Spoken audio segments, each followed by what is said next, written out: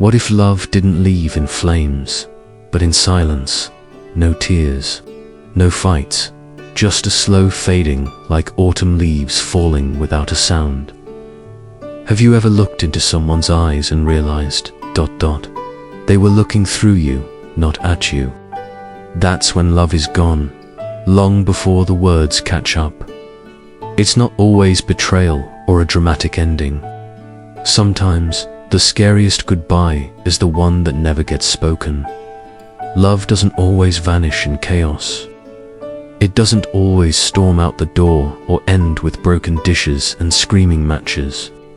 More often than not, it slips away unnoticed, quiet, soft, like mist dissolving into morning light. Before you even realize something's missing, it's already gone. You still see the same face. You still hear the same voice. But suddenly, there's a chill where there used to be warmth. Conversations feel rehearsed. Hugs feel hollow. That natural flow between two hearts, it's no longer effortless. It's strained. And you can't quite put your finger on why. Here's the truth. People rarely say, "I don't love you anymore." They just stop acting like they do. Not because they're cruel. Not because they want to hurt you.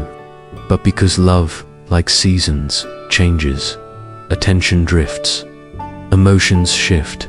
Hearts move on, not always with resentment, but often with quiet indifference. And somehow, that hurts even more. Have you ever stood beside someone you love deeply, yet felt completely invisible? You're there physically, but emotionally, you're not even in the room. There's no argument, no clear ending, just silence, and a space that keeps growing between what once was and what now is. The Stoic philosopher Marcus Aurelius once wrote, "You have power over your mind, not outside events. Realize this, and you will find strength." When someone begins to pull away, it's not their distance that truly wounds, who sits our resistance to that distance. We fight too.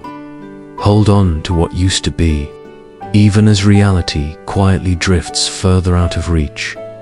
Today, we uncover a quiet truth, one that many ignore because it doesn't come wrapped in drama or loud declarations. When love begins to fade, it often reveals itself in just two subtle ways. Not cruel, not loud, but unmistakably if you're ready to see it.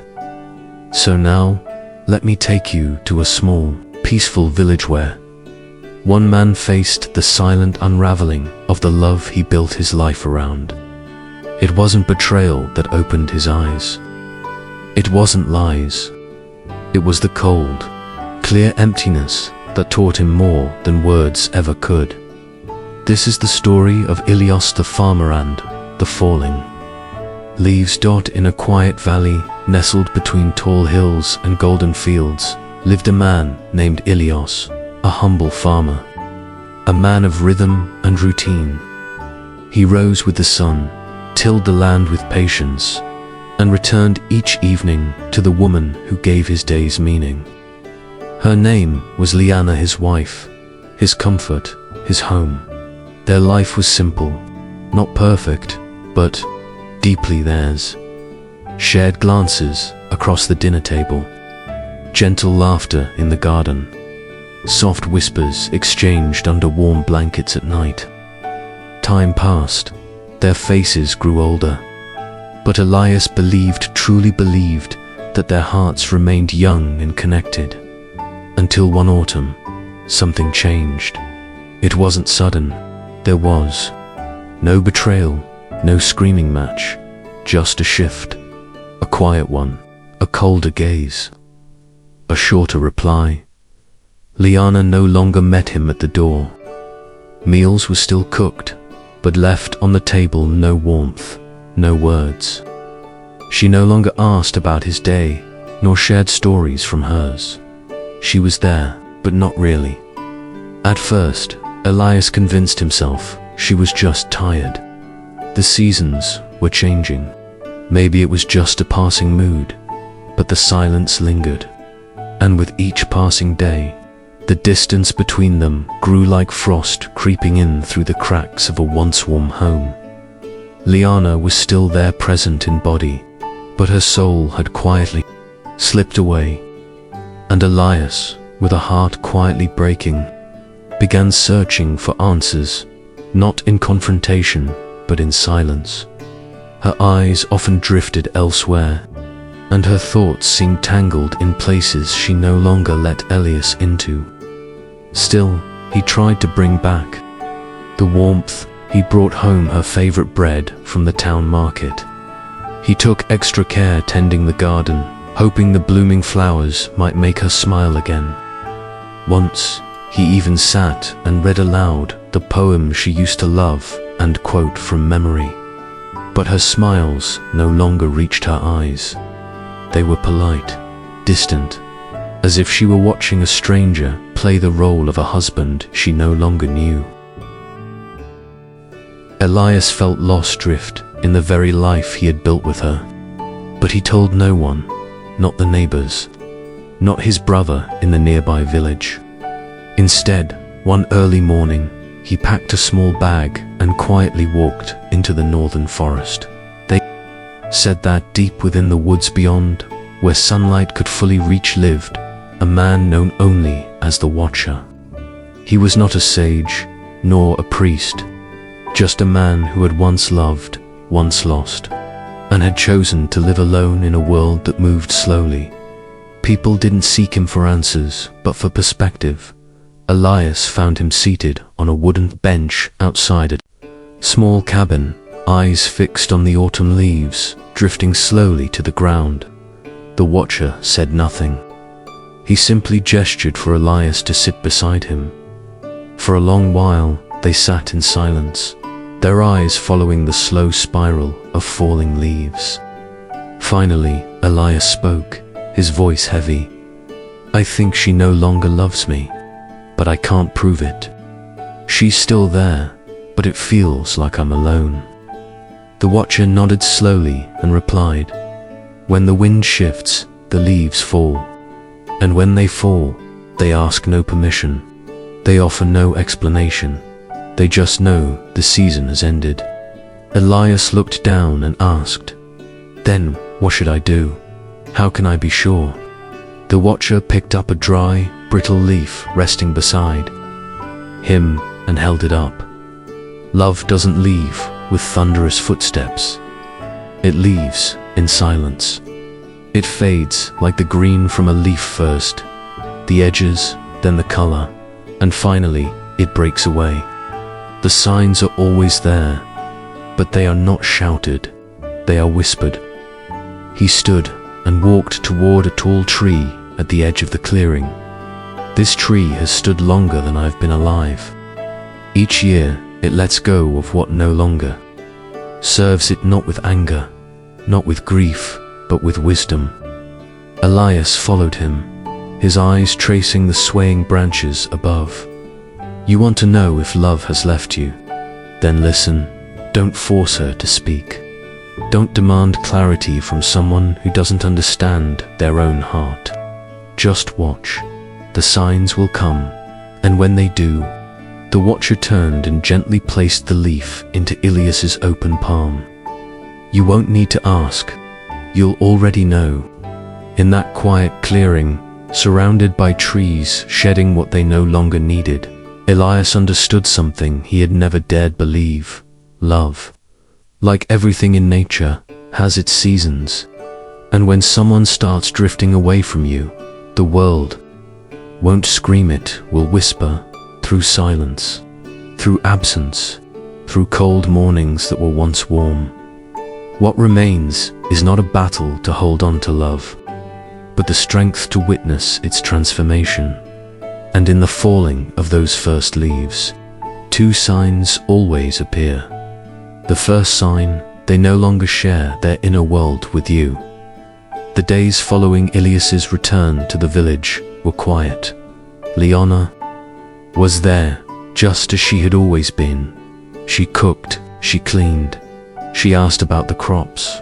But something essential, something invisible was now missing. And now, after being taught to listen, Elias could finally hear it. It was the silence. Between the words, the missing depth. The conversations that once flowed from shared thoughts and dreams were now short. Practical, efficient, safe. She spoke like someone with something to hide, not in secrecy, but in absence. She simply stopped letting him in. Elias remembered those nights when they would sit by the fire and talk for hours about their fears, their hopes, even the little, silly things that somehow brought them closer. Now, she answered questions with a nod, and when she did speak, her words were surface level, detached, mechanical. After noticing that Liana no longer shared her inner world, Elias understood the first sign. When love begins to fade, it doesn't shout, it falls, silent, but silence, he would soon learn, has layers. She wasn't angry, she wasn't cold, but she had quietly retreated. Elias wasn't looking for explanations anymore. He just needed to know the truth and nothing more. It wasn't hostility, it wasn't confrontation. It was something even more distant, a quiet withdrawal. One evening, still hoping to reconnect, Elias tried to reach for what once was. He gently asked her a simple question. "What made you smile today?" She looked at him, confused, as if the question came from someone she no longer expected to ask it. "Nothing in particular," she said softly. And just like that, the moment passed. The room felt colder, not from the wind outside, but from the space between them. It felt like knocking on a door that used to open freely, only to find it locked. No key, no explanation, just a quiet refusal to let you in. When someone stops sharing their inner world, it doesn't always mean they're hiding something. More often, it means they no longer feel the need to bring you into their thoughts. What once flowed naturally in both directions becomes a one-way current. You keep reaching in, but nothing comes back. No warmth, no presence, no welcome. It isn't dramatic, it isn't cruel, but it's unmistakable. Elias remembered the watcher's words. He had spoken of this moment, the quiet shift in love's rhythm. He called it the closing of the gate. He once told Elias, each person carries a garden inside them, a place filled with memories, emotions, and dreams. To love someone is to be invited into that garden, to walk its paths, to help care for its beauty. But when someone begins to fall out of love, the first thing they do is close the gate. Not with shouting, not with a final goodbye, but gently, silently. They stop telling you about their day. They leave out the little things they used to rush to share. They stop asking for your opinion, not because they're hiding something, but because your thoughts no longer feel essential to their world. And Elias saw it now. Clearly she had stepped back beyond walls that used to be transparent. She still smiled, still offered him tea, but her mind was elsewhere. Her joys, her frustrations, her little discoveries, and quiet disappointments. They were no longer his to know, and that, more than any words spoken, told him everything. The Stoic philosopher Epictetus once said, "We have 2 ears and 1 mouth, so that we can listen twice as much as we speak." But what happens when there's nothing left to hear? What happens when the person you love no longer gives you anything to listen to? The answer is difficult, but simple. You accept it. In Stoic thought, pain does not come from the event itself, but from the judgment we attach to it. So when someone stops sharing with you, the pain doesn't arise from their silence, it comes from your expectation that they should still speak, that they must still let you in. But the truth is, We can never own another person's inner world. We are always guests welcomed by invitation. And when that invitation is withdrawn, the wise response is not to break down the door. It is to bow and walk away with dignity. Elias began to speak less, not out of anger, not out of resentment, but out of understanding. He stopped asking questions that would only be met with indifference. He no longer tried to rekindle warmth in a space that had become cold with routine. Instead, he simply observed, and in that quiet observation, he saw the truth, not in what was said, but in what was no longer spoken. This is the first sign. When love begins to fade, the voice of the heart grows quiet. They no longer share their fears, their hopes, their soul. You may still exist in their life, but you're no longer present in their thoughts. And once you're no longer inside their inner world, their outer world will begin to shift to dot the first leaf has fallen. The garden gate is closed. But soon, the second sign would arrive, just as quiet. Just as telling it began one late afternoon. During a simple walk through the village, Elias noticed something different, something unspoken. After recognizing the first sign when she stopped, sharing her inner world, Elias began to notice something colder, quieter. Leona's gaze no longer stopped on him. They walked through the village market, just as they had many times before. In the past, their footsteps used to fall in sync, like a gentle rhythm only they understood. They would pause at the same stalls, laugh at the odd-shaped fruits, and pick out spices together as if it were a small ritual of love. But today, their steps didn't match. Her eyes didn't wander to the stalls or the food. They wandered to other people. Elias quietly observed as her gaze lingered on a young couple laughing near the bakery. Her face didn't show envy, nor sadness, just quiet observation. She looked at them the way someone looks at something once familiar, now distant. Later that evening, by the village well, she made an offhand comment about another woman's dress. Not loudly, not with any special tone, just a casual remark, like it meant nothing. But something in her voice made Elias feel like he had just been measured, next to someone else and fallen short. She didn't say anything hurtful, but each glance away from him, each silent admiration of someone else, cut deeper than any spoken criticism ever could. When someone begins to fall out of love, they often begin to compare.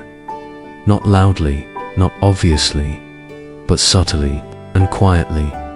They begin noticing what others have that you don't.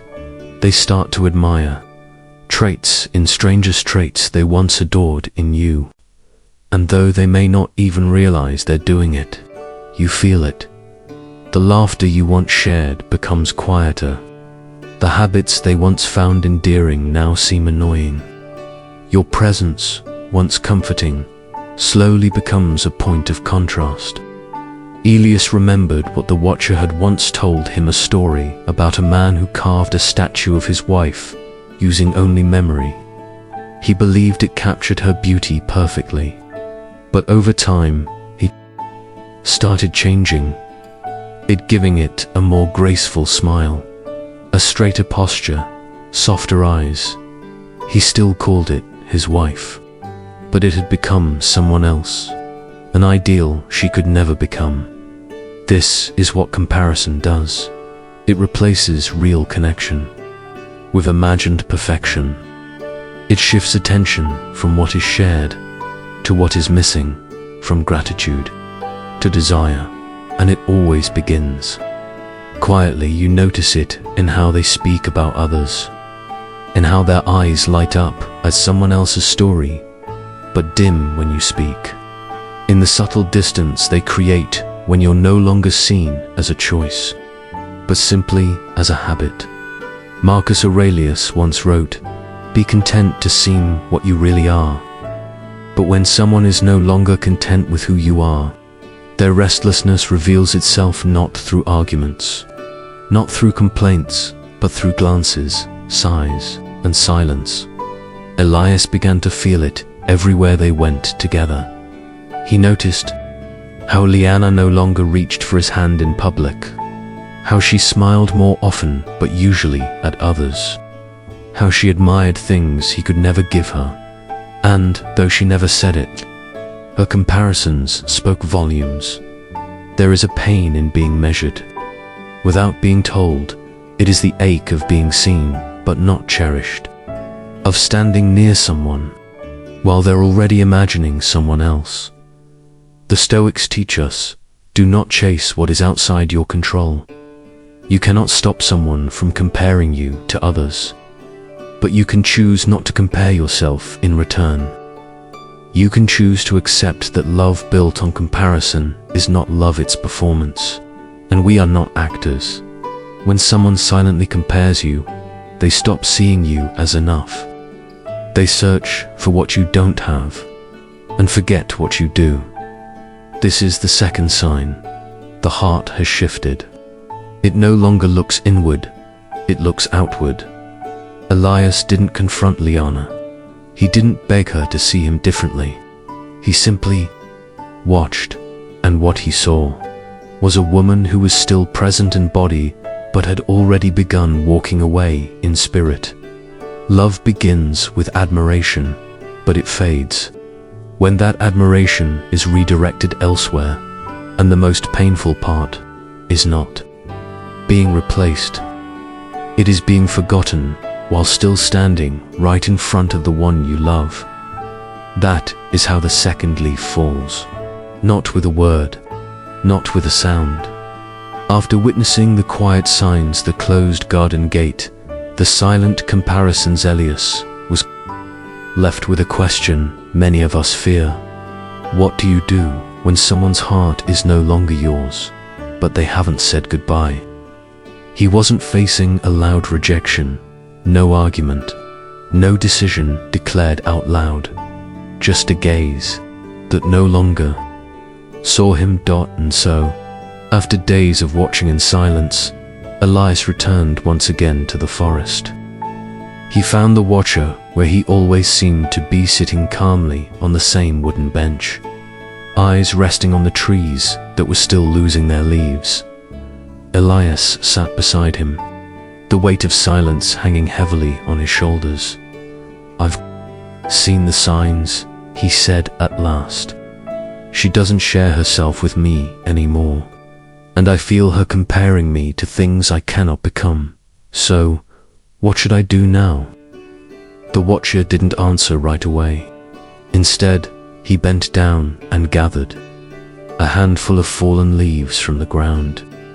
Slowly, he let them fall one by one from his open hand, watching how they floated gently on the breeze, light, effortless, unresisting. You cannot chase the wind, he said quietly, and you cannot force a leaf to cling to a branch that no longer feeds it. Elias lowered his head. His voice was barely a whisper. Should I fight for her? Should I ask her to stay? The watcher shook his head softly. You can ask, you can cry, you can explain every ache in your chest, but if her heart has already walked away, your words won't reach her. You wouldn't be speaking to the woman she is. No, you'd be speaking to the memory of who she was. That is the pain of love, not that it ends, but that we keep holding on to something that's already gone. The Stoic teachings remind us, true strength doesn't come from clinging to illusions. It comes from accepting what is real. Epictetus once said, freedom is the only worthy goal in life, and it is achieved by letting go of what is outside your control. You cannot control how someone feels. You cannot force love to return. You cannot make someone stay if their spirit has already left. But there is one thing you can control, something more powerful than any external force. Yourself. Elias sat still, his eyes fixed on the forest floor. "And how do I do that?" he asked quietly. "By not begging for attention," the watcher said. "By not lowering your worth to chase something that no longer sees it. By standing where you aren't, choosing peace over pride. When someone begins to walk away, don't follow them into the darkness. Let them go. And if they return, let it be by choice, not guilt. And if they don't, you will still be standing, whole, undiminished." The greatest mistake we make is thinking that letting go means we didn't care. But in truth, letting go often means we cared enough not to trap what longed to fly. It means we loved with enough depth to choose truth over fantasy. So Elias asked one more question. "Then what should I do tomorrow?" The watcher smiled gently and replied, "You rise, you water your fields, you greet the sun, you care for your life because it's still yours. Even if someone has stepped out of it, let them go, Elias. But more than that, choose yourself, choose to live fully, choose to build a future that doesn't depend on someone else's heart. Because the one thing you must never lose is your own soul in the effort to keep someone else's love.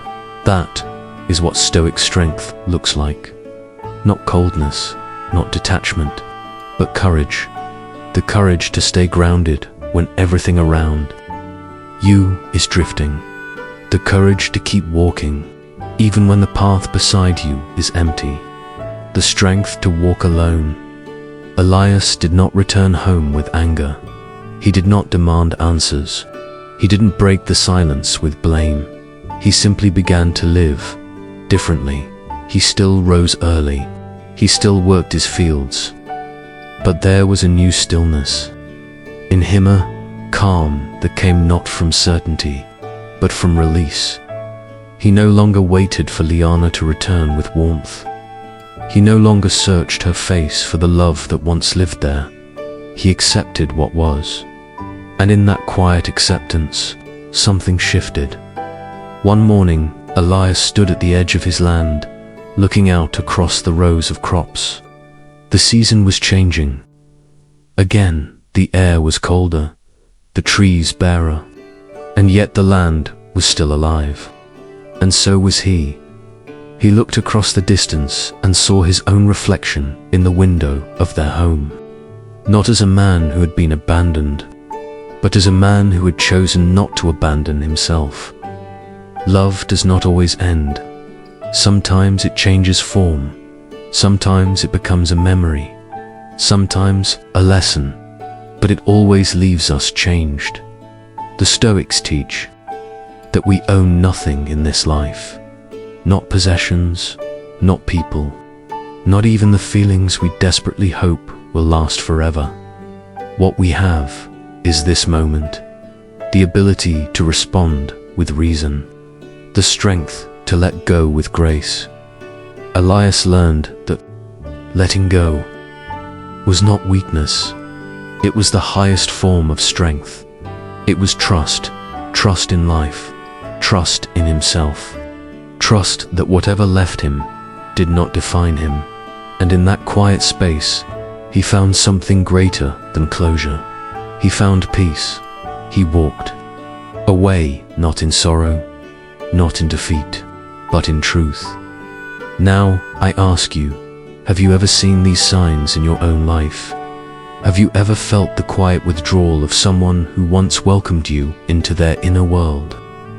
Have you sensed the silent comparisons that told you your love was no longer enough? If you have, you are not alone.